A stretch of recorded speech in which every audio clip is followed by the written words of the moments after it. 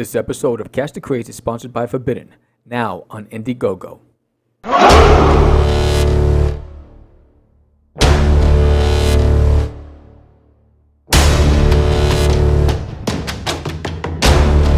created Forbidden back in 2000. In 2005, it was well received by critics and fans alike at Comic-Cons and local stores. My goal for Forbidden was to create an epic fantasy tale that would last for generations. I recruited a local artist, Anibal Arroyo, who took the helm on illustrating the first 2 issues, and only 2 issues back then. After over a decade in limbo, it was time to finish Forbidden and reintroduce it to the world. Deep within the Earth's core lies a race that has existed for thousands of years. A race who are forbidden from walking the surface of the Earth due to a curse cast upon them by the evil known as Nokron. Centuries later, the world has evolved, and so has Nokron, in the form of David Hunter, a billionaire whose intention is to dominate the globe. Legend has it that one day the son of Vox will rise from the ashes of the Earth to destroy all that Nokron has built. And that could never happen.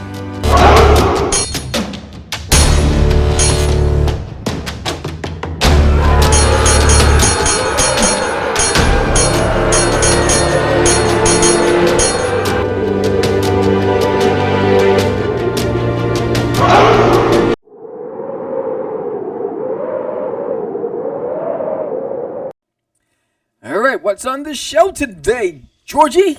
What up, dog? Today we have MC Lou Cyph, and when I say MC, I mean Master of Ceremonies, hip-hop artist, Mr. Lou Cyph. That's crazy. And then our Get Your Mets topic for today is comic book conventions open up. Are you in? Let's find out. Are you in? Let's talk about it.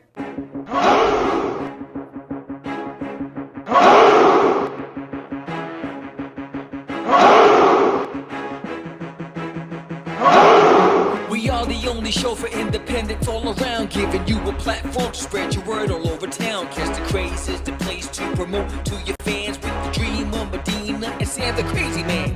Subscribe to our show and never miss an episode. It's time to get your meds, listen to us on the go. Updated every week, we've never missed a day. Join the squad, come on in. It's time to catch the Craze. If you are an independent, catch the Craze. Making moves on your own, catch the Craze. On your grind in the streets, catch the Craze. Join the movement, catch the Craze.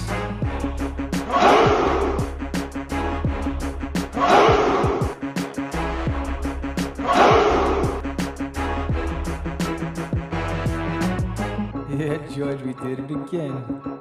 Come on now. You know you want to do it. Catch the Craze.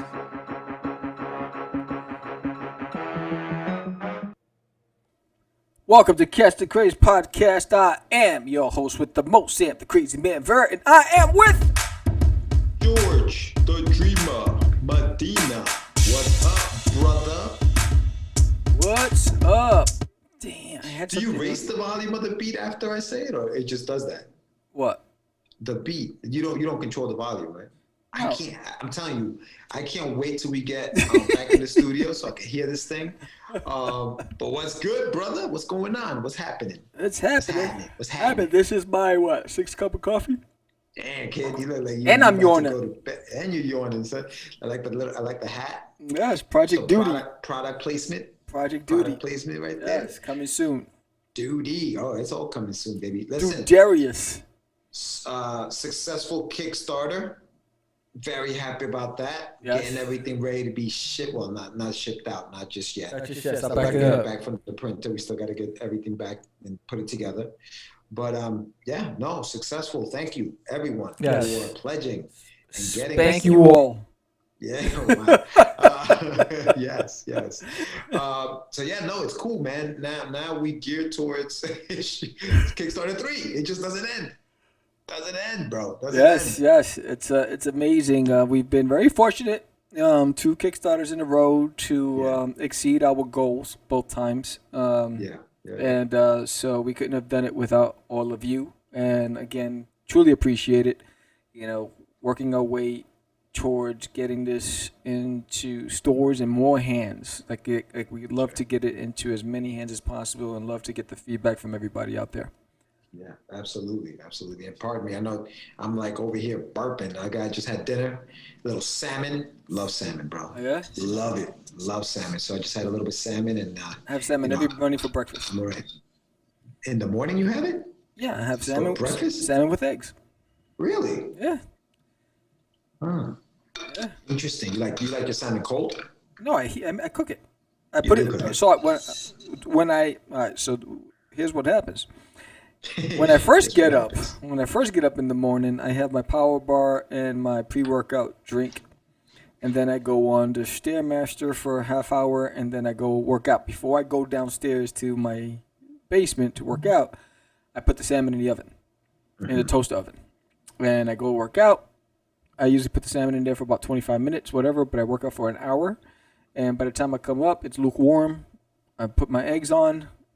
I throw in the toast. Gluten-free toast, raisin bread, gluten-free toast, and I have my coffee brewing, and then I then you get ready. get my grub on. Breakfast of champions right there. Yes.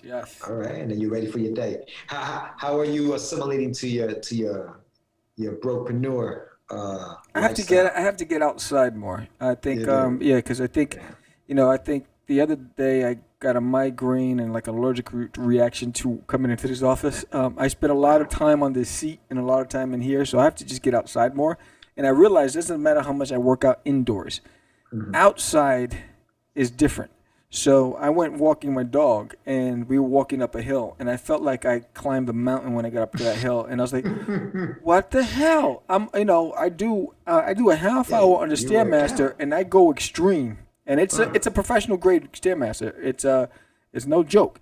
And so you put it on the settings where it's like, when I get off, my legs are shaking and I'm soaking wet. I walk up a hill and I'm like, I'm like, what the heck? So I think I just need to get more oxygen. Yeah, I need to get some exercise as well. That's crazy. No, it's needed. It's necessary. Who you got there in the background? Sammy, who's there? Who's photobombing you? That's my buddy. Wherever I go, he goes. That's interesting. That's my little boy Milo. We rescued him. He was abused.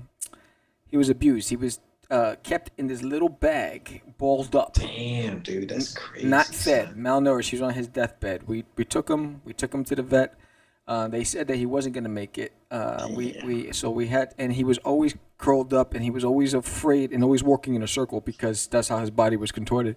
And so, we kept feeding him and singing to him, and I just kept him with me. And now, doesn't matter where I go in this house, he survived. He went blind in one eye because of his, he was undernourished. But he is the healthiest little boy. He follows me everywhere I go. He has to, when I leave the office and go into the living room, he follows me, and I have to play fetch with him. So brings me he's sleeping with his red ball. If you can see the red ball right there. Yeah. Yeah. So he's sleeping with that ball, and so I throw it. He brings it. I throw it. He brings it. I throw it, and he will do it for hours. He sleeps underneath my arm on the bed. When he wakes me up, he licks my nose and cuddles, and he stretches his little toes. He's just an adorable little kid. Do you know how old he is? Like, how do you know how old they are? Like the dogs, when you rescue them. When we got him, he was about a year. But do they know? Like, can the doctors tell how old? Yeah. The doctors can. They can. Yeah. Oh, okay. All right. Yeah, man, that's interesting. It's crazy how cruel people are to animals. It's crazy. How these things go on in the rest of the world, and we're just like, it's totally different. Like, dogs are treated very differently here in the States. Yeah, for every human being that abuses an animal, I think they should feel the same pain. They should go through the same exact thing. Because, there's going to be a day where the skies open up and those ships come, and then we're going to be those caged animals. So I'm just saying, when the ships come. When the ships come. He's ready for the takeover. He's ready for the takeover. It's coming, man. These people are coming, and they got an agenda. I'm just hoping that I'm on the good list. I'm just saying. Speaking of agenda, agenda is the title of our guest's hip-hop album today. Is it? Mr. Loose Cyph. Yeah, the name of the album is The Agenda. And he's going to be on here later on today. Today's February 26th, episode number 230. Loose Cyph is in the building. Well, he's not in the building. I'm sure he's in his building, but he's going to be on the show today. Yes. And that's going to be dope. So can't wait to talk to him. Yeah. I'm a big fan of hip hop, and he sings the kind of hip hop I grew up listening to. I sound like an old. Yes, it sounds like it reminds me of Diggable Planets. Yeah, very, very, very mellow, very chill. I like his beats. So yeah, that's gonna be fun. And then obviously we're gonna have our topic of the day today is comic book conventions, and if they open, will you go? What will it take for you to get there? But yeah, my brother. So let's see what else we got going on. We got obviously Kickstarter 3 is going to be in the works pretty soon. We're going to be sending everybody out the second issue of the Crazies. Yeah. And just a whole bunch of stuff. I mean, obviously the channel's growing, so thanks to everybody. Kickstarter 2. What's that? We started. Kickstarter 3 will start the new Kickstarter. Yeah, Kickstarter 3 we're going to start, yeah. But in the meantime, we got to give them the info, Sam, to subscribe. Let them know. Yes, man. Yes. I forgot what I was going to say. So, if you enjoyed the show, please give us a thumbs up. And you know this, man. Give us a thumbs up. Put some comments below. We're gonna have a musician on the show today. So we'd love to hear your feedback about that. Subscribe, pass it on to your friends, and if you are an aspiring indie artist, whether it's in music or in arts or in film, and you want to get on the show, just hit us up at contact@catchthecraze.com. That's contact@catchthecraze.com. Contact or contact us? Did you ever change it? Either one. Oh, really? You got them both back? No. Contact us diverts to contact. Oh, okay. It's like an alias. Yeah. So you can use that. Was weird, right? Sometimes that happened. Like it happened to me even on my Kickstarter. They were saying they weren't able to send emails or something like that, and the email addresses just went, kaput. I was like, yes. Wow, it's crazy. Cray. But yeah, brother. So why don't we get into it, man? Why don't we start? Get your meds. Get your Medina Haze, Jorge.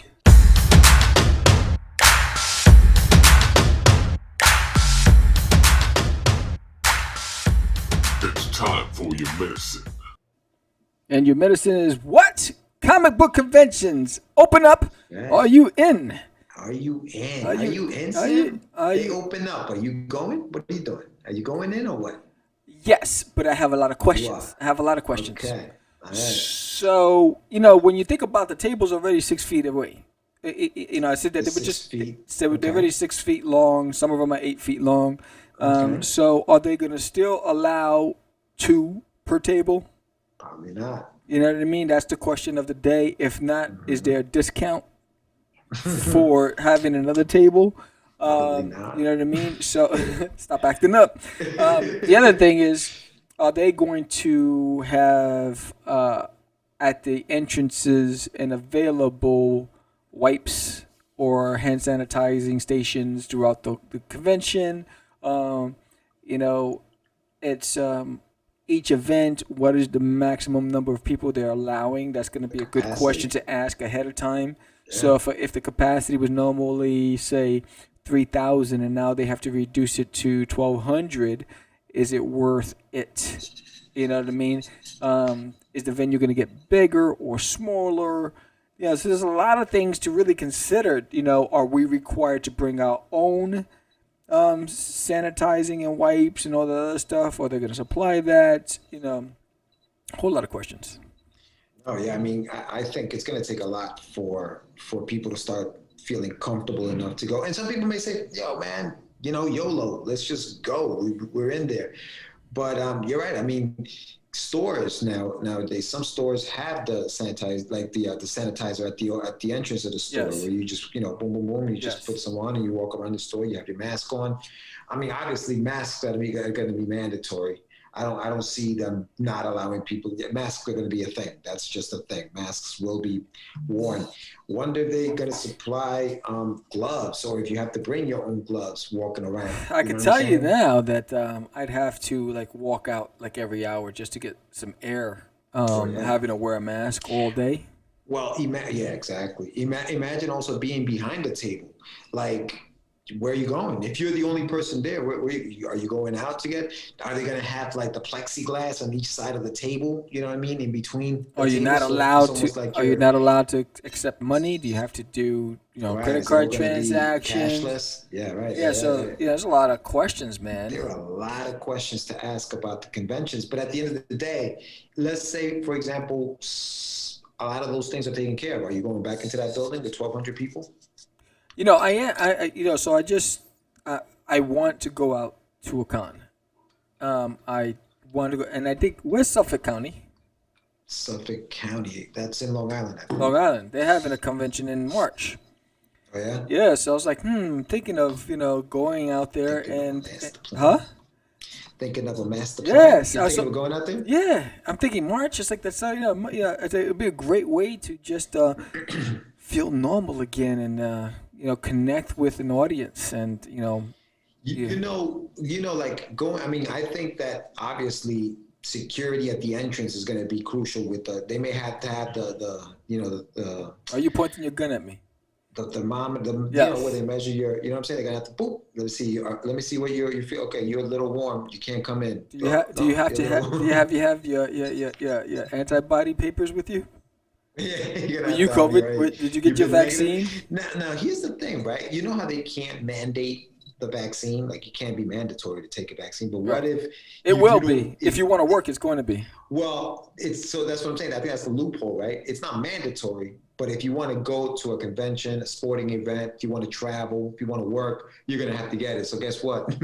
I gotta get it because otherwise I'm just gonna have to stay home. Yep. So that's gonna be interesting, dude. Like, how much our quote unquote liberties are going to be kind of, it's gonna feel different. It's gonna Yes. feel different. It'll be real But different. if you want to go into a building with 1,200 people, like you may have to do with it's a risk. It's a risk you're taking. Because the scary the scary thing about this is that sometimes there are no symptoms. You could be walking around, I'm fine, dude, and boom, you're a carrier of the whole thing. You know what I mean? Like, you don't even know you have it.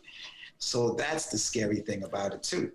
Yeah, and I think, I think for me, it's just going to be, can I, because when I was working, before I became a brokepreneur, when I was working, you were required to wear your mask, but I could tell you right now, I'd go to my office, close the door, and take the mask off. Yeah. Because I needed just to breathe because it stuffs my nose up. When we first had to start wearing the masks, I would get bloody noses from my nose being so dry. Yeah. And it took a while for my nose to get conditioned to having to wear the mask. It's crazy that my body had to adapt to a foreign object that's, preventing natural air from coming in.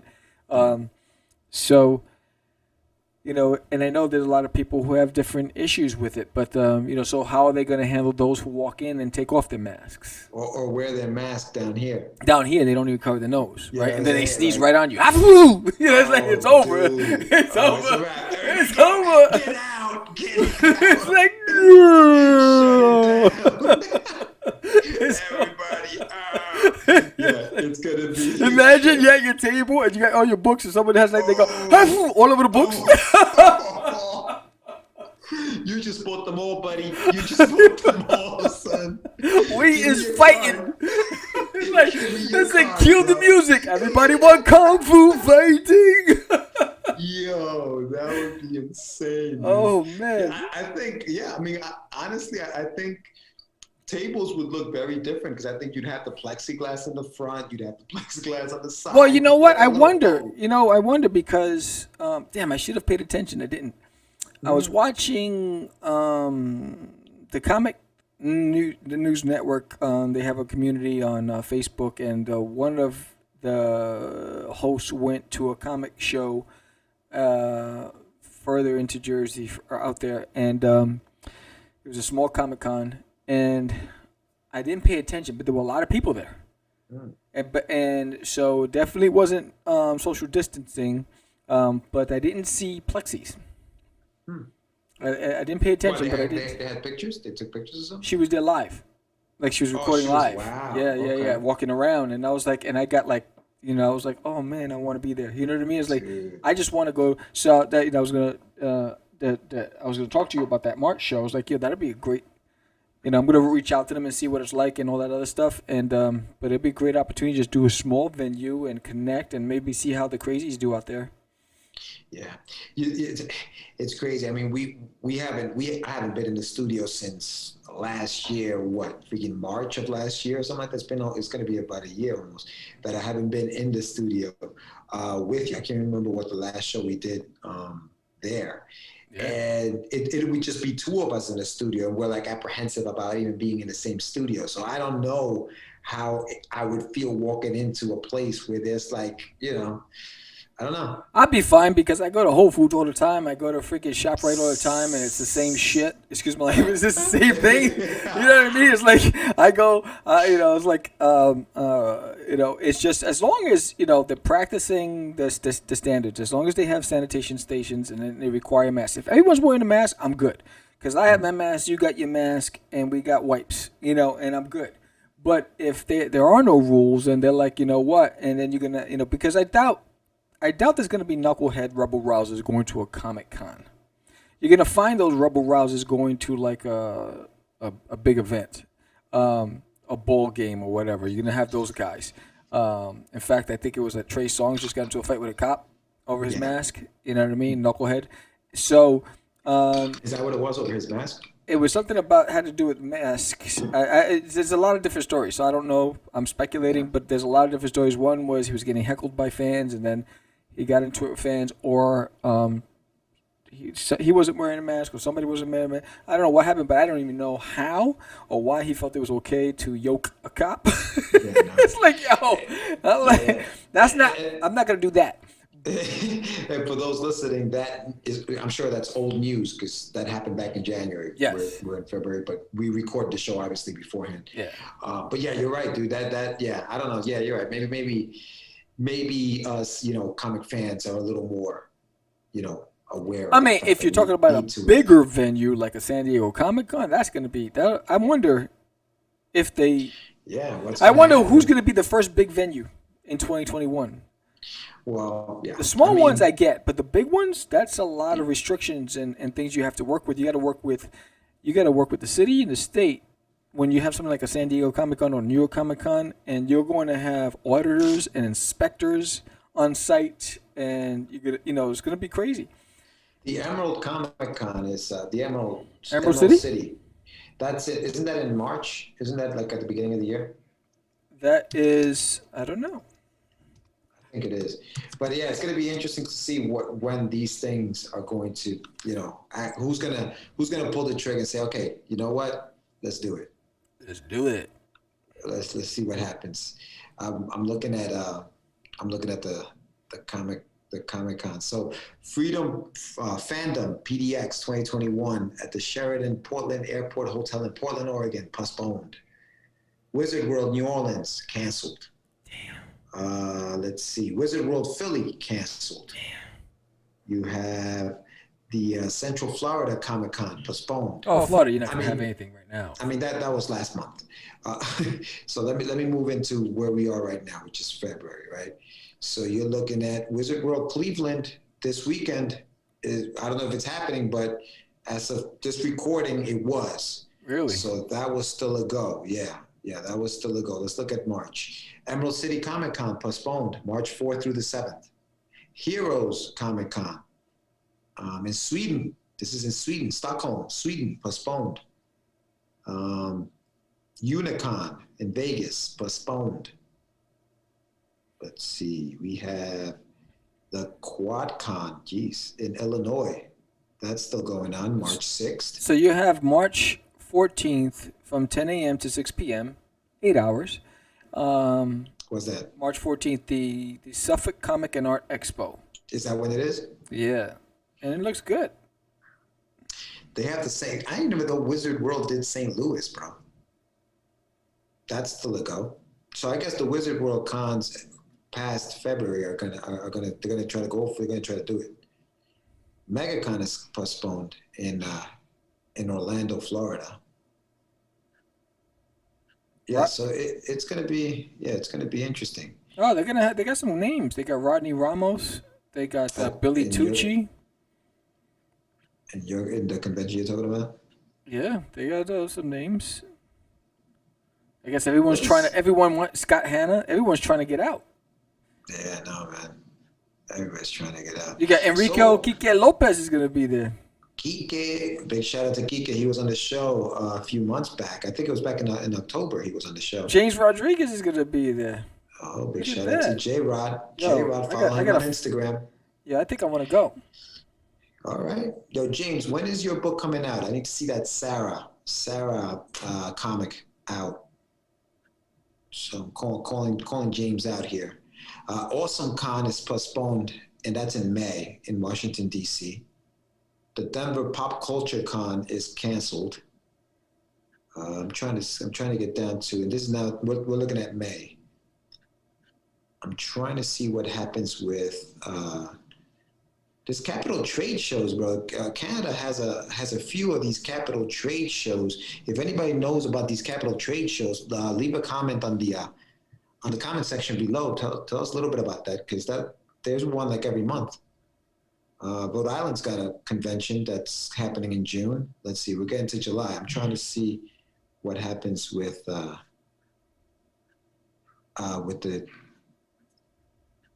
San Diego Comic-Con. Let's see. Let's just go there. Oh, did I pass it? When's San Diego? Yeah, I think I want to do that show. I gotta get out this house. I gotta get out. Oh shoot! I need to go, and then there's a lot of people we know that's gonna be there. I think it'll be good to just break free.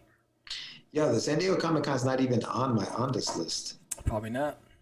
That's interesting. It's too big. I think something like that. Here it is. Here it is. Comic Con International, San Diego, July 22nd through the 25th. It's still on as of right now. It looks like. Really? Yeah, as of right now, it's still going. Let's see when the New York Comic Con. I'd rather do New York because it's local.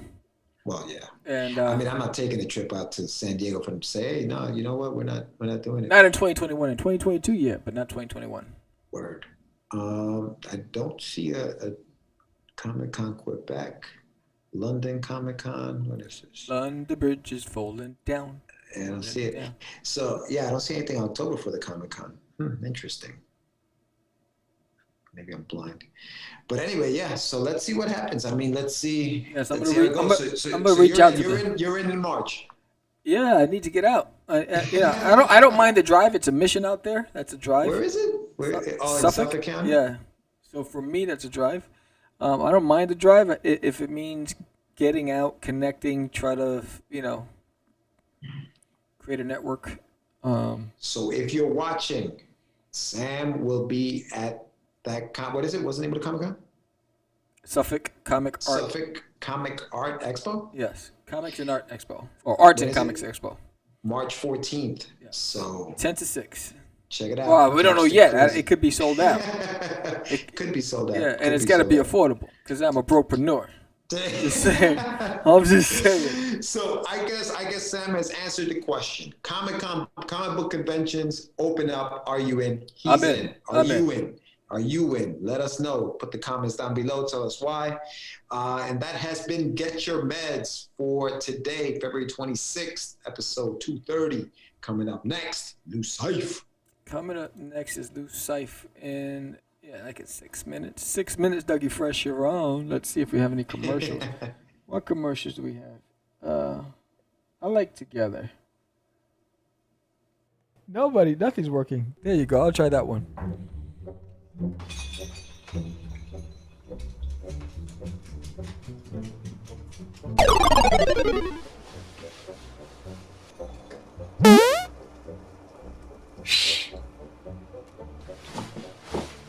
Why are we hiding? I'm not hiding. I'm trying to catch it. Oh, what are we catching? What are we gonna catch? I'm trying to catch the Craze. Catch the Craze. The what? The Craze? Like the disco craze. No. What are you wearing? What do you mean, what am I wearing? What are you wearing? Fresh. No one says fresh anymore. Why you acting up? I'm not acting up. You acting up. Come on, man, stop acting up. Candy girl. And we are back. So who? I don't even. Which one did you play? Heard you. I laughing. played Stop Acting Up the first episode. Where I'm trying to catch the craze. Okay, With the crazy man. Nice. Yes. So we haven't really discussed it, and I guess in real time we will be having a meeting for the Kickstarter next week, but we have to start discussing the actual release date. However, for those of you who did pledge to our Kickstarter number 2, we did send out an update, and in the update there's a link to our launch page. Make sure you hit that link. Make sure you follow the launch page so that you know when the next Kickstarter kicks off. So Yes. So make sure you hit that link in that message. Yes. I'd just like to say that today we got 3 new subscribers to our YouTube channel, so thank you guys so much. Yeah, that is growing. fantastic. It is awesome. We need to keep growing the channel, and it allows us to be able to monetize once we get to 1,000 subscribers, and we're working our way there. That's right. We have a few actually really cool guests coming up in the next few months. We've got, let's see what we got here. We have in March, we're going to have Echoes of the Triumphant. That's going to be, he's going to be on the show, and that is a very, very cool comic, and he's going to be talking about that with us. We're going to have Marvin Vasquez. He'll be on the show talking about digital marketing, so check that out in the month of March. Obviously, our March show will also have the Four Horsemen. So of the apocalypse. Actually, that'll be next week. Actually, we'll be talking to the guys. We have some fun topics to discuss. I think you guys are going to hate us after we're done with that, because we have some, we're going to be talking movies. What else we have going on, Sammy? Oh, Comic Book School. Comic Book School will be on the show next month, so get ready for that. And it was a great interview with that Comic Book School. Yeah. All of that stuff coming up next month, so you don't want to miss it. You want to subscribe. You want to tell your friends about it. Let everybody know what's happening here on Catch the Craze. That the Comic Book School was really fun. That was. Yeah, it was a great interview. I loved it. It brought me back because Buddy Scalera heads the Comic Book School, and I remember buying his CDs back in the days on Anatomy and Posing, and really good. I love what they did with the anthology. It's a great interview. You don't want to miss it, and go check out the Comic Book School. In fact, you'll start seeing us posting links everywhere to promote them, because they're really cool cats. No. And the good thing about it is, like, if you're trying to get into the comic book industry, if you're an artist or a writer, and you join that community, they're right there to guide you through the process. If you have questions about writing, artwork, they are accessible at all times. So yes. definitely worth checking it out.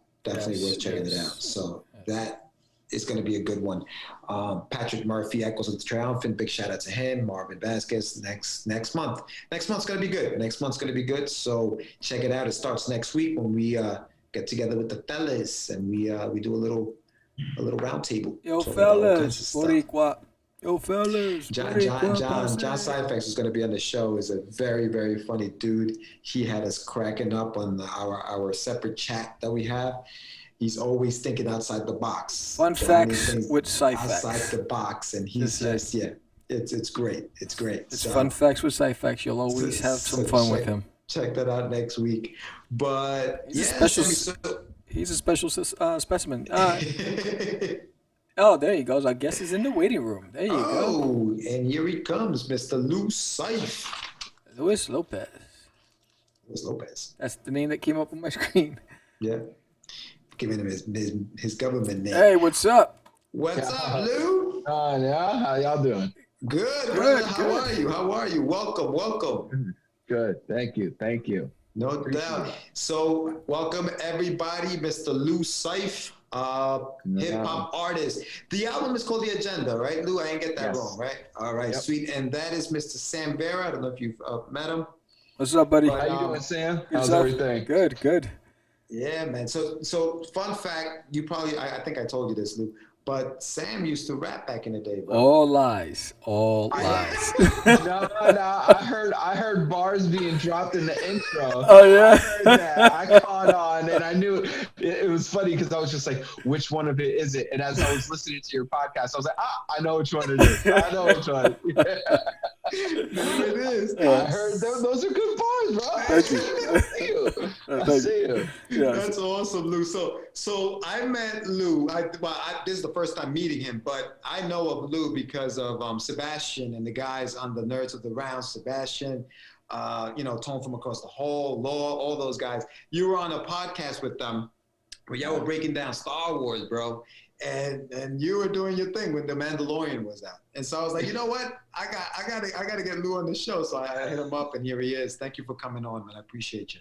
Nice. Yeah, no. Appreciate it, man. So let's talk about Lou Cyph. I love the name, dude. How did you get the name? How did you come up with that name? Actually, my rapping partner actually gave it to me because for many years I was Anonimo. I started out as Anonimo, which is anonymous in Spanish. Mm-hmm. Cuban rapper, blew up and had the name, so I scrapped that, went to the side. Then I was Ana, and Ana I had for many years while I was part of this group Doble Flow, which you see in the back.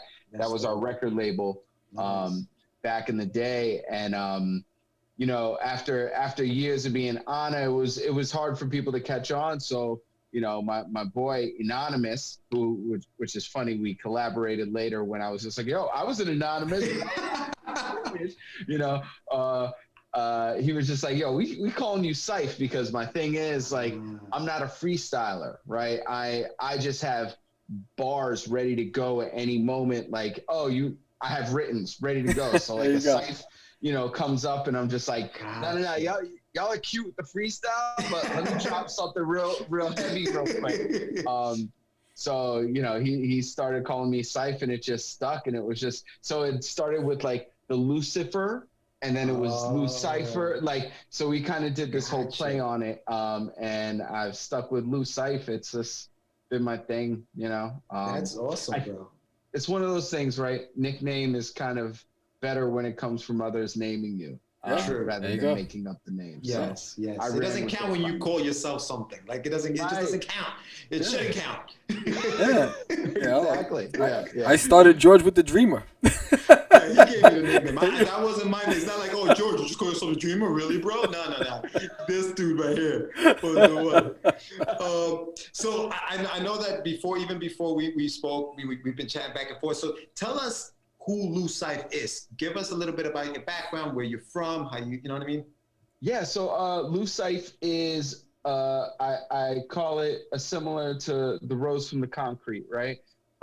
So the hip hop artist that people are used to is, the ratchet, like, yo, I'm about being a boss and all this kind of stuff, and I got shooters on the roof, and that's never been my path, and that's never been my my relationship to hip hop, right? For me, I had a lot of I would say what you would call child trauma, if you will, and hip hop kind of helped me kind of fix a lot of those, other than many hours of therapy, which we should all normalize as well. Thank God for that. But it helped me find a route and kind of allow myself to be easy on myself, because that's what a lot of us go through in that child trauma. You get older, you start to not treat yourself the right way. So Lou Cyph, I would say, is a culmination of being a little more sophisticated and being a little more grown up and owning that shit that we were handed, right? A lot of us were dealt cards and we were just like, yo, nah, those aren't the cards I want to hand down to my kids. Right. So it's time to break the cycle. Yeah. And Cyph is kind of about that full cipher of like owning it and then breaking the cycle, not blaming others for it. You know, I always see a light in all that kind of, how would you say? In all that I find a light in everything. My wife hates it too. Yeah. You see that as a positive. I'm like, well, I learned this and that. She's just like, this mother, angry for a little bit. But you know what, Lou? You touched on something, and I think that, and I don't know if it's a cultural thing, but you talked about normalizing therapy, right? And it's something that, you know, I mean, as a Hispanic male, therapy, really, dude? Like, you going to therapy? Come on, man, that's crazy. Like, you know, and I hate to use this term, but it's always the white thing to do. You know what I mean? Like, you know, it's stupid, it's ignorant, you know, because we definitely need to speak to somebody, and sometimes the you know, the environments we grow in aren't equipped to listen to what we have to say. Yep. And I think that that's where hip hop kind of, like, for you, it helps you. So my next question to you is, when did you fall in love with hip hop? So I fell in love, I would say around 15 years old. I was, you know, I came from a family of dancers and I wouldn't say musicians, but like DJs and dancers, right? I'm a great dancer as well, but I also felt like, you know, when you're doing music as well, there's a whole kind of setting the scene for the dancer that also has to happen. So you also have to be a builder, kind of like how comic book, you know, illustrators, right? You're painting a scene and then you have a writer. Right.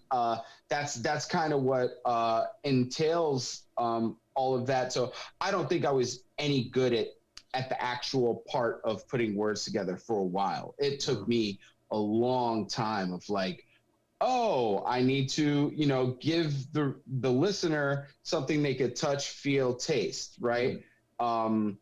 So yeah, I fell in love with it, and it was really the goosebumps that I fell in love with. The goosebumps when you like when you're creating and that goosebump comes and you go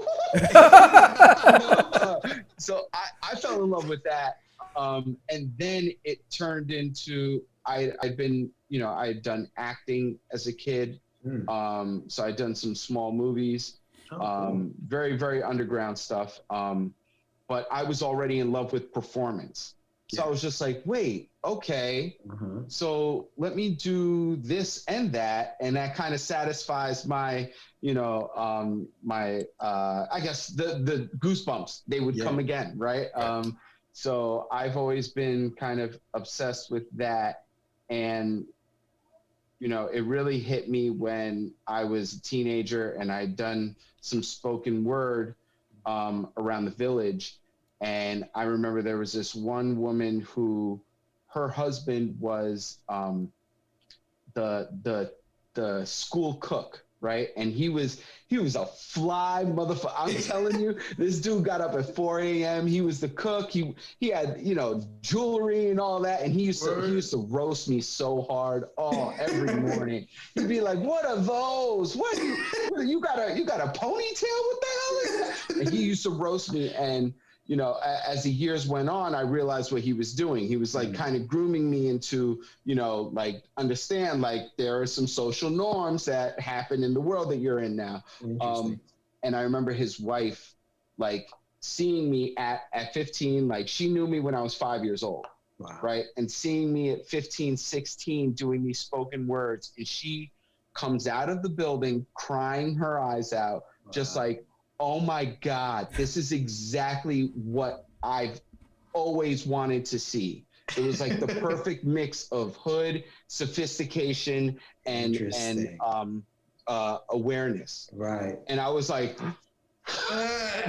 be still my heart. I was like, okay, I can mix these. This is all good. Like, nice. It was when I realized, like, people are longing for this. Like, yeah, it may not be what a music label marketing budget is going to, but there's a huge reason why a bunch of people can't rap like this anymore, because it does awaken people and be like, yo, like, nah, you don't gotta do, gang bang, BS. And so that was when I really fell in love with it. That's awesome, dude. Yeah, that's a great story. I mean, it's interesting. You don't realize how much that influenced you. Like that woman, just that reaction, started building. Right. Then you got the goosebumps. Then you want to get up on stage. Sam, when you performed, you once told me you used to get nervous before performances. Yes, I had to drink. you said I had to drink. Because when I did it, it was in in the hood. I mean, it was like in the South Bronx. It was in deep Brooklyn. It was like, and there were a lot of, heads there. So you had, you didn't want to embarrass yourself. So in order for me to feel comfortable, I had to have a sip of something in order to be relaxed. Yes. So Lou, who are, like, growing up and you start rapping now, who are some of your influences? Like, and now I don't want to age you, but like, did you grow up in the 90s? Like, is that where you grew up? So I really, I'm a late bloomer when it comes to hip hop. So I had grown up listening to house, right? That was our main music in the house. And then going to like all white private school, I was listening to a lot of Nirvana and stuff like that. Yes, and then I caught a Biggie tape. No, sorry. So the first song I ever memorized was Will Smith's Summertime. I fell in love with that. And I was at that point, I was like 7 years old, right? Yeah. But I fell in love. I remembered it. And then I stepped away from it, got into like the whole grunge rock thing. Yeah. And then Biggie came out, Ready to Die. And I was hooked. It was hook, line, and sinker. I mean, the flannel shirts went out the window. And it was like real quick. It was like the ponytail. It was a wrap. Yeah, it was a wrap. Everything got cut. It was just like, yo, I'm in it. And that was the thing. Like, I lived in Lower East Side. I was the only Spanish kid with a skateboard. Nice. So like, even I was out of my element. I would get made fun of all the time, and I'm like, yeah, what the fuck, like, what's up? Right? But that was the thing. Like, I was just like, listen, this is my music. And then we had some family members who were kind of in the music industry, and they were sending me like demos. I got the first 112 demo tape. Get out of here! Really? I fell in love with that, and I was just like, oh snap! There's you were saying Cupid. You were saying Cupid and shit. Yeah, it was bad. But that was like that was kind of, so my influence was really Biggie, Nas, Jay-Z. Those three were like my pillars. I wasn't really into Wu-Tang growing up. Yeah, a lot of my friends were. For me, it was too abstract. Like, and that's fine. I mean, I appreciate it now more as an older person. Yeah. But like, it was too abstract for me. I wanted something that I could touch, feel, relate to. Right. And Jay-Z was really the one that was just like, okay, I get this. Because the other part about Jay-Z, and the reason why he wasn't being signed, was because he had already had some sort of money. So he was rapping about, Black excellence and stuff like that. And people were like, no, like, the people who own the music industry was like, no, you got to scrounge for this. And he was just like, supposed to be rapping about struggle, not. Yeah, he was just like, why? I got a bottle of Cristal sitting right here because I just, but then again, he was poisoning his community, right? Yeah, so there was a flip sword, and that's what I respected about Jay-Z, was that whenever he rapped about what it was he was doing, it never was, I'm happy about it. He's like, I'm doing it for survival. And fortunately enough for me, I'm not now about survival, right? Now I have the means to like do way more than that. And he's like, I'm fooling myself if I don't use it, you know? So, you know, that's kind of where I really caught on.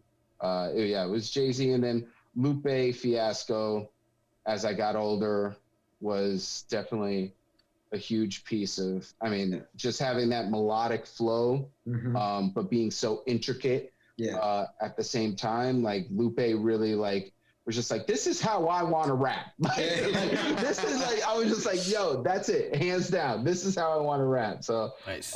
Yeah. So you know, when we started the show, Sam was, because we were listening to some of the tracks even before we started, and he said that he reminded you of like Digital Planets from back in the 90s. Diggable Planets. Yeah, because I'm cool like that. I'm cool like that. Cool like, you ever heard that? Remember that? It's back. And like that. Oh yeah. That was the thing with hip hop for me in the 90s, was that if you wanted some kind of hip hop, it was there for you. Like if you want a gangster rap, you were listening to like Snoop and Dr. Dre and The Chronic and all. You wanted a storyteller, you had Biggie, and even like even Pac to a certain extent. Like if you wanted to talk about the hood and stuff, and like the smooth mellow stuff, you had Tribe Called Quest. Yeah. So like the 90s really was like a very eclectic era for me of hip hop. And when I listen to your music, it takes me back to that time. Maybe you didn't mean for it to come out that way, but it's very mellow, very soothing. I'm like, all right, I can vibe with this. And it's like, you call it grown man rap. You called it that when you were talking on the other place. And I agree with that 100%. Yeah. Awesome. Yeah, no. So I think it's just naturally when I write, that's where I'm at, right? That's that whole little niche of, you know, kind of little jazzy, little laid back. I don't turn up anymore, so it's just like, you know, I got 2 kids, a mortgage, I got a career as well, you know, outside of this, you know, so I don't turn up anymore, so that's not where I find most of my music being done.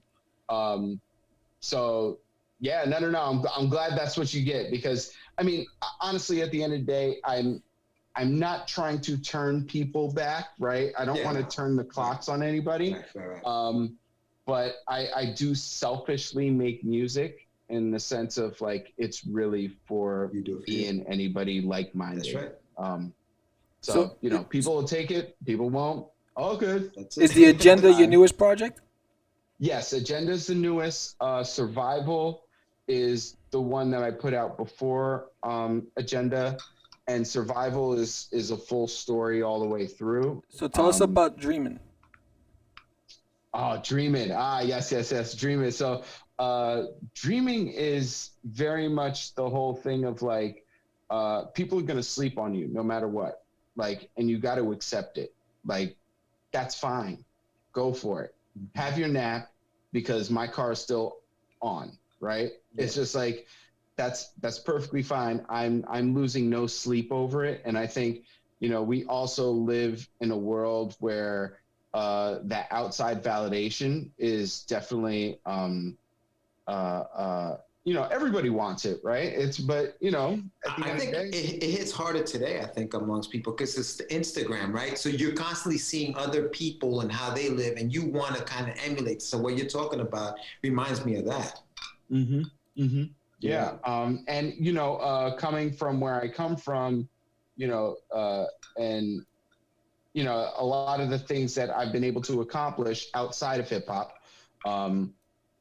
you know, I've definitely taken some flack to, you live a white life, right? Because I have a house and multiple cars, you know what I mean? Like, and it's just like, no, that's not a white life. Like that, these are the things that we never got. You know what I mean? Like we weren't taught these things.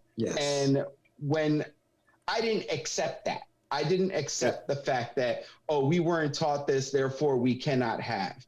I was taught, and I think that's part of what my dad always like was just like, nah, keep hitting. Don't take no for an answer, and constantly being able to learn. Like when somebody's talking to you and being like, yo, you shouldn't do this, you shouldn't do that. All right, I'm gonna take that as an observation. Right. And I'm gonna apply something to it so that I can then do it, you know? So Yeah, and dreaming is a piece of that. Like people tell you it can't be done, but it's just like don't listen to that bullshit. You're just listening too hard. Yeah, it happens in a lot of in the Hispanic culture where they associate education with white, right? Yeah. And I grew up hearing the same thing. You're acting white. You think you're. And it was muscling through that noise takes courage and takes conviction and an understanding of your purpose. So I think that's where people don't understand. Sometimes it isn't, we're all human beings, right? It's what we do with the circumstances we're surrounded with at the time and the decisions we make which define us. So, the fact that you said, here is my path, this is what I'm going to do, you can associate that because it scares you. You associate it with a color because it scares you, because you didn't make the same choices when they were presented with you. You made the safe bet, instead of the difficult one, which is, I got to grind, I got to study, I got to hustle, I got to network, I have to build my brand. That's the harder route. Yeah. So kudos to you. Dude. Kudos to you for staying focused on that because I know exactly what that was like. Yeah. Where are you guys from, both of you? So I'm originally, I was born in Ecuador and I came here when I was 7. So, and then I've lived in Yonkers like my whole life. But that's my background. And then my family, it was tough because I had to learn the language, and all that other. Now I didn't belong anywhere because if I knew too much Spanish, I was selling out to the gringos. And if I didn't know enough English, look at this, Spanish kid, this immigrant or what. So it was tough. So I learned that language quick, bro. I was like, I gotta learn this thing quick because, as a little kid, the toughest thing is not fitting in, right, when you're growing up. And luckily, I like sports. I was big into sports, so that helped me out because that was like a different language. Like sports is like a whole different language. Like everybody speaks that. And if you can perform at that level, they're like, oh, you're cool. Now you can play sports, man. You're good. Come play with us. So yeah. And then Sam, you tell me where you're from. Yeah, my parents are from Puerto Rico. I was born in the other Puerto Rico. It's called Brooklyn. And so it's the family that I grew up in, work was the main focus. Education wasn't high on the list. It was about working. It was about being a real man. It was about getting a job and paying the bills. That was it. And drinking every weekend and in the Budweisers and watching the ball game and playing dominoes, and that was it. And I was like, that's not me. I was like, I used to lock myself in my bedroom when I was a kid and just let my imagination go, and I would draw and I'd create these worlds, and I'd go out and I'd go explore and I do all the things that normally in my community we wouldn't do. I was racing bikes, and I was doing the craziest things as a kid. I played sports. I learned how to network and learn how to socialize with a diverse group of people. And so I never saw color, but I experienced it. So like I would never see it in someone else, but I experienced it when someone was looking at. You know what I mean? So or the discrimination of when you hear the jokes or when you see how people react or when they find out that I was Puerto Rican. No, you're too tall to be Puerto Rican. Your skin's too white. What do you mean? It was crazy. Isn't that crazy? Yeah, it's crazy. Oh, man. Yes. It's insane, dude. It's insane. So for me, I said, that's ignorance. So I always bypassed it. I was like, I said, I can make a choice right now, react or keep it moving. And I said, it is not my place to educate this person. Somewhere along the line, life has failed. So my job is to make sure I understand who I am and just keep it moving. Just let it brush off. It's just words. All it does is it just keeps moving. The word is not hitting me. So I learned how to keep it moving, stay focused, and work hard and let my actions speak for me rather than my words. Instead of trying to defend who I am, let my actions speak for us. And then when people see it, then they're like, ain't nothing breaking that kid. You know what I mean? Yeah. And that's the deal. Yeah.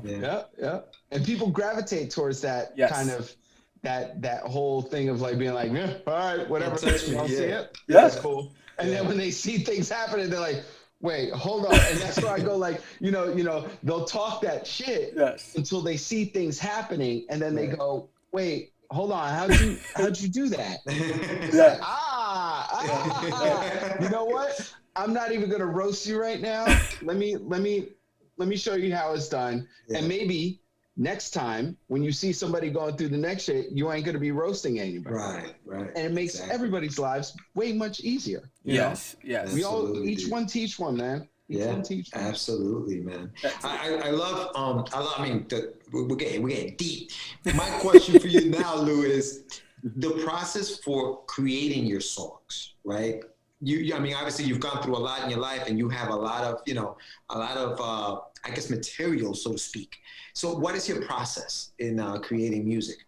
I would say, so I have multiple processes. One that is one of my favorites is really, I'm inspired a lot by not doing anything, if you will. So like, no, I say that wrong. Being still. So a lot of my writing comes from that whole album. I wrote it in the car on the way to work. Wow. After workouts, right? So my process is really wake up in the morning, work out, come, take a shower, say hi to the babies, love everybody, give everybody kisses, hop in the car and head to work. And I do everything through voice notes. And then I put it together later on. So that's my favorite way of doing it. And it really comes down to, I project manage as a daytime job.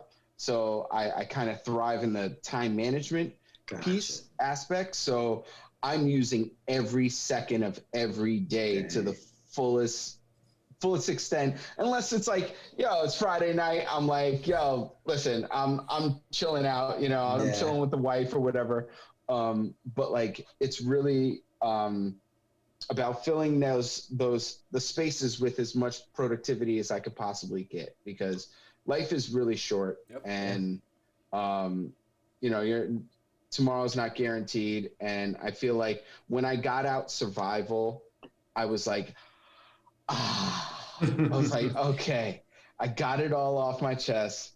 Cool. I was just like, I could die tomorrow and I feel like I have what I need out there. Right. And then the agenda came and I was just like, I was in a place where I had those songs sitting there for over a year. Wow. And I could have released them much earlier. I took on a project at work that took a lot of time in my day.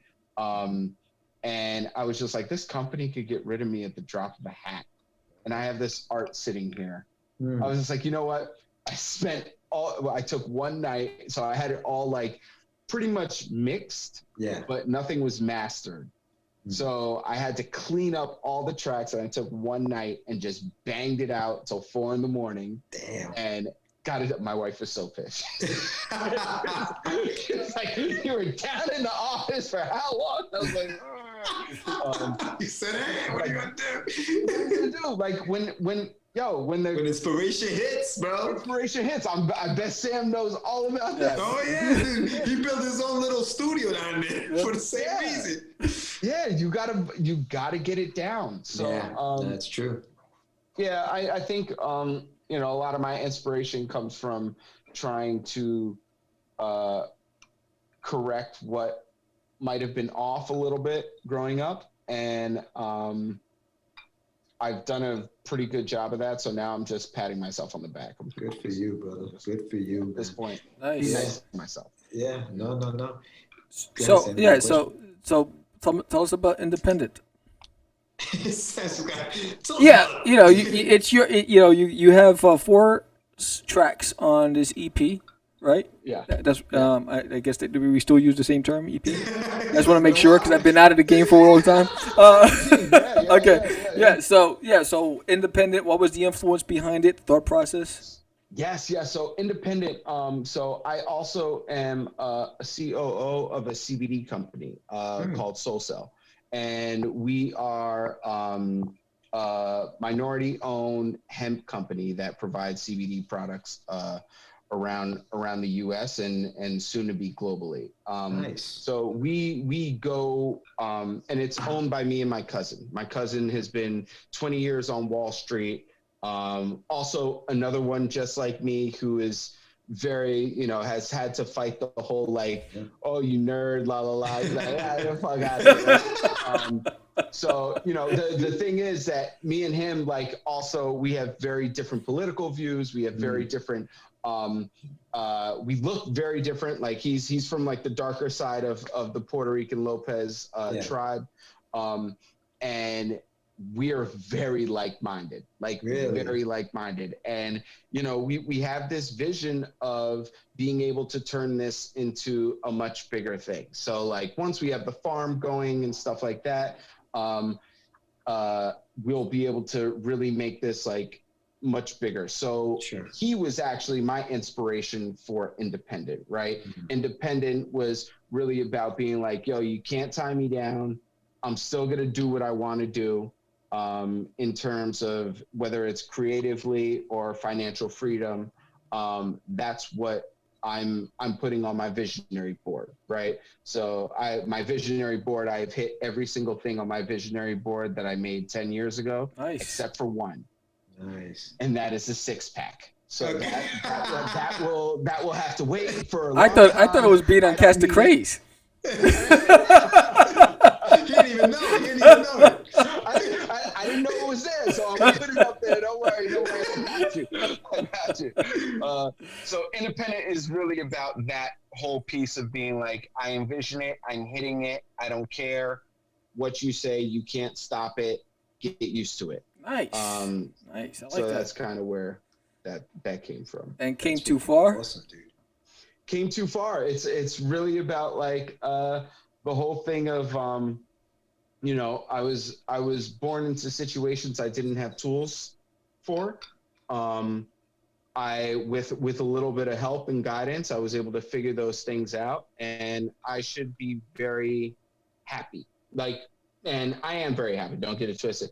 But I should definitely be, just enjoy your wins, right? Whether they're small or big, enjoy them. And it's not all about the money, right? At the end of the day, it's really about, are you fulfilling what you thought was your destiny? Did you realize that you had a different destiny than what you brought forth? And that's what I'm finding out now, at this later age.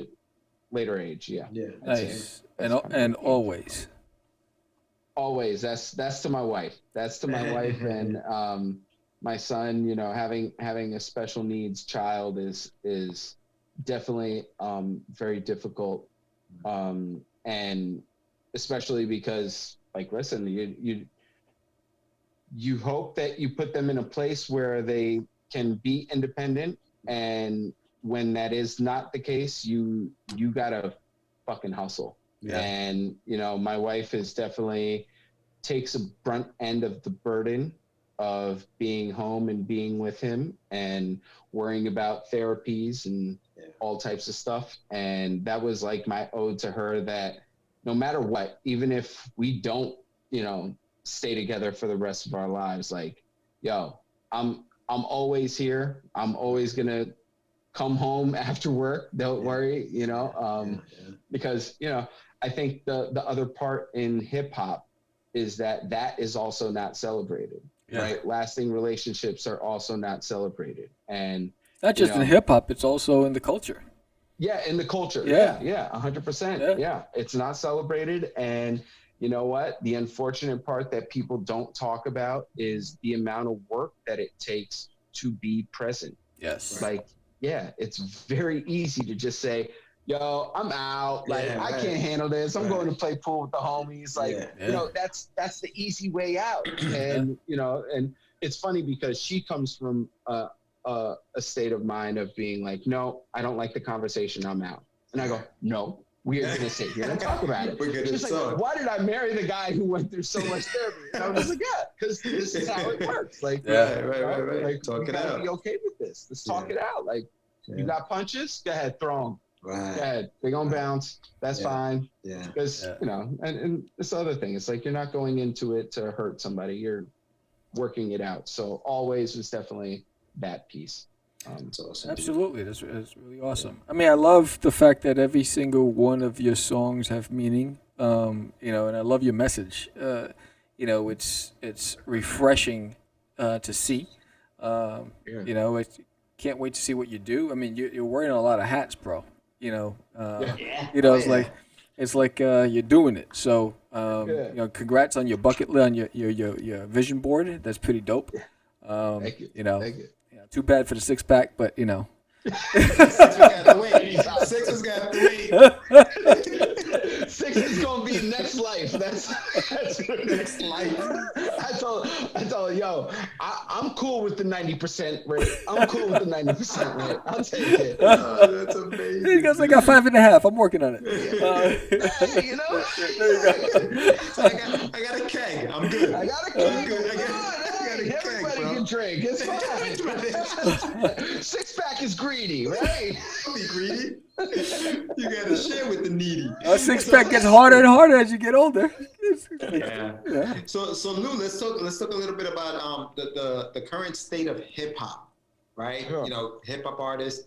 What do you think about the current state of hip hop? Where they at right now? So kind of going back to your call out on how the 90s were, you know, there were almost subcategories for hip hop.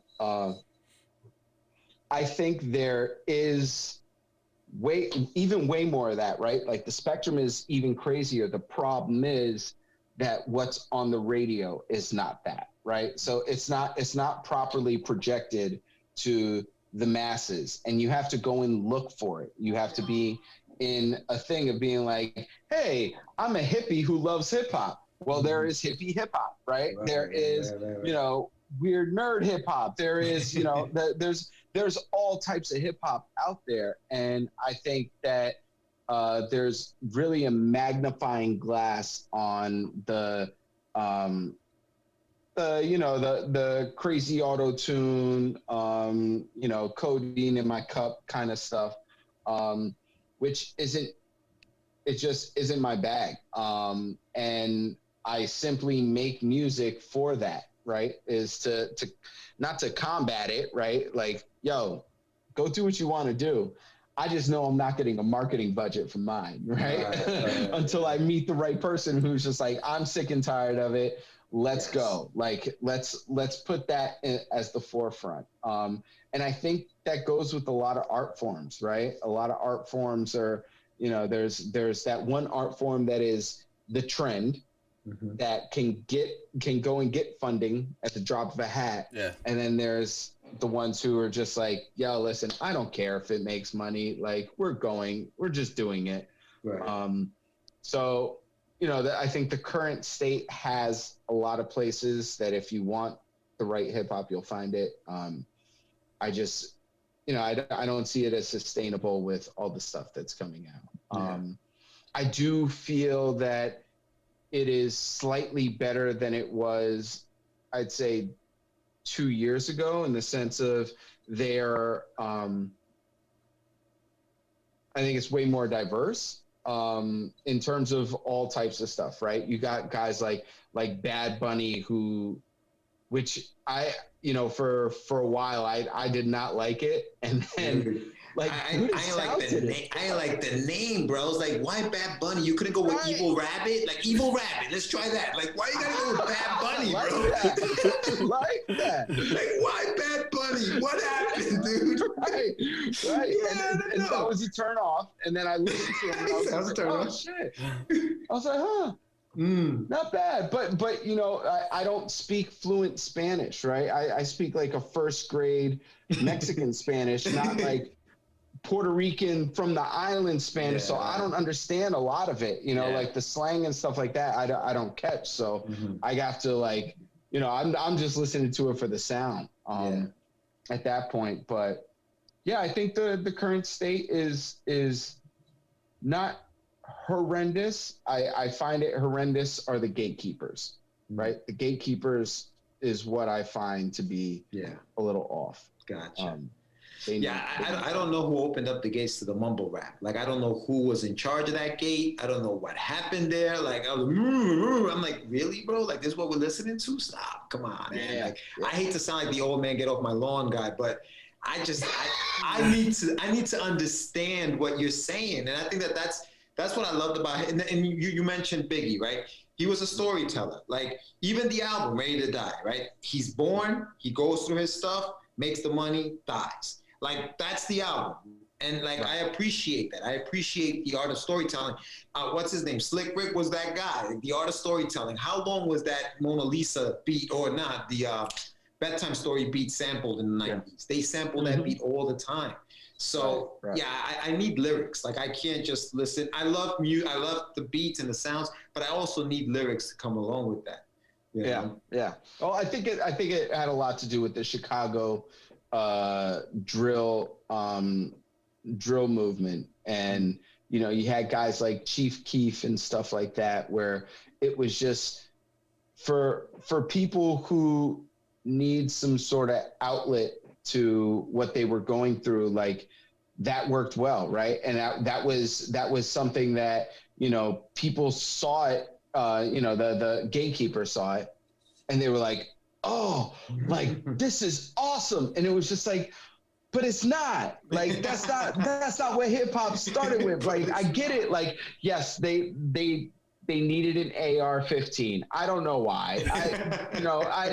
I mean, maybe they got to shoot up somebody. I don't know, but that's not what hip hop was for. That's not the purpose of it. Yeah. And it's just out of place to me. Yeah, it just seemed like it started being used to air out grievances. And it just got deadly. The past couple of years, and unfortunately, you've seen a lot of people lost their lives because of it. It's hip hop. Hip hop's supposed to be fun. I remember, in the beginning, back in the days when, I'm dating myself, back when Crush Groove came out. I remember there used to be block parties, and I remember Rocksteady Crew used to come and dance at the block party. I remember LL Cool J used to freestyle on the mic. This is before he became LL. When he was, just L. And so it was fun, and then it evolved, and you had Run DMC, and then it evolved, and then then it became cool, and then I even enjoyed the era before the beef between Biggie and Pac. Yeah, Biggie and Pac. I mean, during that time when Pac was coming out with Brenda's Got a Baby, and They Got Me Trapped, and it's like Dear Mama. I mean, those were great songs. Papa's song. Yeah, and then it just went south, and then I'm hoping, that you when you talk about Gatekeeper, I don't know if you heard Higher by Eminem, the newest one, Higher. I listened to part of it. I didn't. I had to go to a meeting. It's a great workout song, And what it's funny because for a while Eminem, he was just doing rap for him, which was just like his word spinning was just amazing. But this newest album, Side B, there's a lot of great like anthem songs like that you can work out to, and and it just reminded us why he's so good at what he does. So I think guys like that are trying to keep the pureness of hip hop. I think Busta Rhymes' newest album, he brought back the fun. You know what I mean? It's like, so it's we need more of that. Yeah. 100%. And to your point, that Nat song that Eminem put out. So I turned off Eminem, like I'd say like maybe 3 years ago. And I really was just like, I'm done. It's just because his cadence wasn't the same or whatever, because I grew up loving him. But that Nat song, I was a little like, okay, wait a second. I was like, uh-oh. And it was because he was cool, calm, collected, and was still dropping bars, like nonstop. And the wordplay was crazy. But you bring up a good point, because that Busta Rhymes album was fire too. Crazy. And it's crazy because you don't really, he doesn't get that airplay, right? Like, you know what I mean? Like, it doesn't, what's his name? What's his kid's name? Drake. Drake is all over the place. Drake drops anything and it's played. Like, but then you get like an album like this, Busta Rhymes album, not even Hot 97. Like it's weird. And that's what we talk about, the gatekeepers, right? They're the ones in charge of what gets played and what you hear. Yeah, Clear Channel owns all those radio stations. So if you're not cool with Clear Channel, like you're not getting in. That's it. And they're getting a nice budget from so and so, and it's unfortunate, but you know, like at the end of the day, the good thing is that we also live in a time where there are accessible channels. You got to go looking for them. That's right. You know, if you want it, you got to look for them. But so where can they get your stuff, Lou? So I'm everywhere. You can find it on Spotify, iTunes, YouTube Music, Google Play. So it's The Agenda by Lou Cyph. I also have their Survival, which is a little more of a darker album, I would say, with some shines of light. But yeah, and just so you know, Survival isn't necessarily like survival of the fittest sort of thing. It's more about the survival out of, you know, fixing the past cycle. There you go. So that's kind of what that is. I love the message, man. I love the message. We can have you here all night talking about hip hop, talking about life. This has been really great, Lou. Thank you so much. I know we were supposed to do this earlier, but we had technical issues and we couldn't do it. But I'm glad we finally got it done. And whenever you want to come back, dude, you're more than welcome to come back on the show, and we just, you know. Awesome. I would love to, guys. You guys are doing great stuff. Thanks, dude. Good luck with the Crazies, man. Thanks, my brother. It's taking off. It's taking off, so that's good. Thank you. You guys are doing great work, so keep it up and definitely stay in touch. Definitely will. Thanks, Lou. Appreciate you, man. Thank you, brother. All right. Thank you, gentlemen. Be good. All right. See you. Another great interview. The guy is he's charismatic, he's funny, he's freaking smart. Yes. You know, I'm a brokepreneur, he's an entrepreneur. You know, so He's figured it out. He's figured it out. You know what I mean? I think what it is that I gave too much of my life to corporate America, and not enough of my life to me. And so lesson learned. You know, and but you know, it's funny because everything he said I relate to. Every single thing. I knew you guys would be like, it's almost like he talked about being nervous, like he talked about the goosebumps, and I'm like, yo, that's like Sam talks about that stuff all the time. Like I knew that, you know, there was some kind of you guys were like the same person, so to speak. Yeah, it's funny, you know, and that's why when he was talking about when he said they called him white, or you're trying to be white, I remember hearing that growing up all the time, because I went to class, I did my homework, I passed my tests. You know, I enjoyed I enjoyed science. Oh my God, you couldn't get me out of science class. You know what I mean? And that, and if it wasn't for my 5th grade teacher who took me under her wing, Mrs. Brody, to teach me math, I started loving math, and I became great at math. And you know, but it's refreshing to see. And you know, it's funny, you know, he didn't go into details, but you can see that, you know, he had some demons he had to deal with. Yeah. And you know, he mentioned therapy and normalizing it. You know, I am all for therapy. You know, it helped us. It helped my wife. You know, it's you know, sometimes you need a third party, an unbiased person that's going that can provide an ear and guidance. And they're not biased. It's not a bias. You Right. know what I mean? Like you said, it's a neutral party. Yes. You know what I mean? And I think you know, I think when you understand your purpose and he is working towards achieving. I mean, the fact that everything other than the 6-pack he achieved on his vision board is. I believe in the vision board. You know what I mean? Amazing. And so, yeah, I really enjoyed this interview. I like his tracks. I was listening to him earlier. Dope, you know, dude, dope. Really good music. Great to work in your office and listen. It's great to drive with. You know. It's funny because a few months back we had the music group Diga, and we had June. Big shout out to June, who did. I think they just put out a new song last month, but he talked about when growing up, he listened to the white music. You know what I mean? Like he wasn't listening to salsa merengue, like what you're supposed to be listening to. When he And said he was the only kid with a skateboard, yeah, I hung out with skaters. right, I couldn't skate for the life of yeah. me, but I hung out with. They were But you called hung East out. Coast skaters, and Yeah. so I remember that, and I remember, I mean, when I was in high school, it was Bon Jovi, Right. Winger, Led Zeppelin, Nelson, Aerosmith, Yes. Metallica. That's what I listened to. And then, Right. then on the other side, I listened to hip hop, Run DMC, Right. LL Cool J, and but then I also listened to classical music. When I was drawing, I needed something to relaxing, and I would listen to classical music. And so I think when you just appreciate life and art, you can't put a label on art. You just have to. Art is beautiful, and you have to enjoy it no matter where it comes from. And I think what happens is it makes people feel good about themselves when they finger point or when they give a label.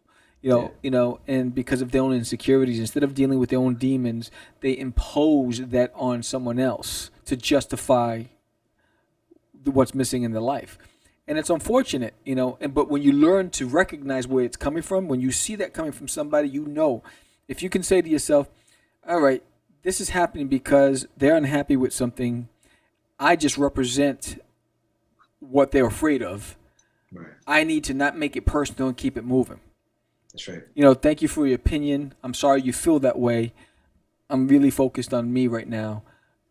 Have a great day and keep it moving. You don't have to give back. And I think that's what happens is when you're not aware of your purpose, you feed into that nonsense, and then you get caught up, and then you make bad decisions, and and then next you're unhappy, or you made a bad choice and you got into an incident. I think it's better to just recognize what it is and keep it moving. Sometimes there's people crying out for help, but they just don't know how to say it because of pride, fear. He